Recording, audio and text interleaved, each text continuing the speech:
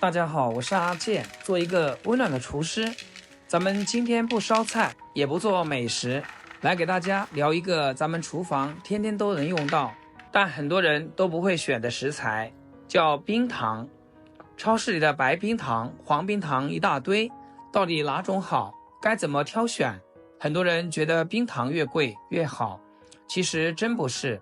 白冰糖加工细，价格稍微高一点，黄冰糖工艺简单，更实惠，贵的不一定适合您，关键看用途，不管便宜还是贵，选对用法才最划算。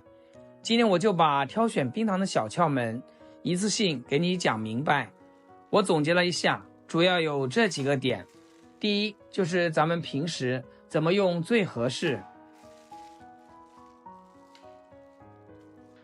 如果您是用来煮糖水、炖银耳、泡养生茶、熬甜粥，那一定要选黄冰糖。黄冰糖味道更温润，有一股淡淡的甘蔗香，喝起来不憨鼻，特别顺口。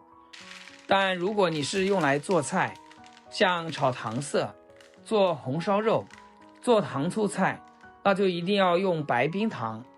白冰糖上色更亮、更均匀，做出来的菜颜色好看，味道也更纯。第二就是甜度不一样，白冰糖提炼的干净，甜度会更高，更直接，放一点点就特别甜。黄冰糖甜度就温和很多，是那种慢慢散开的清甜，不冲鼻，不腻口，吃起来更自然。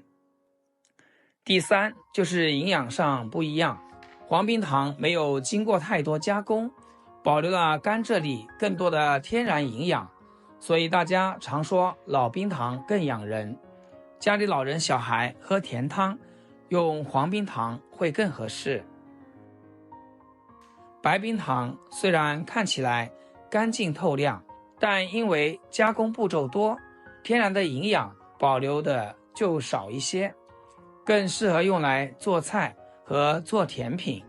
第四就是制作的方法不一样，白冰糖经过了多次提炼和脱色，工序比较多，所以颜色白白亮亮，特别干净，杂质也很少。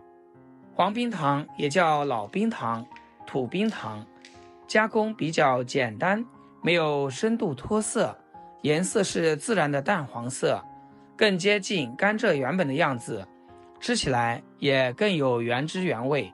讲到这，相信大家就明白了，不是哪种更贵就更好，而是要看你怎么用。煲汤、泡水、煮甜粥选黄冰糖，炒菜、炒糖色、做甜品选白冰糖。这么简单实用的小知识，学会以后全家都能用得上。觉得有用的朋友可以点赞收藏，分享给身边经常做饭的朋友。好了，我是阿健，每天分享简单又靠谱的厨房小技巧和家常美食。喜欢我的视频记得关注我。今天就分享到这，咱们下期视频见。视频最后祝大家天天开心，8颗牙齿晒太阳。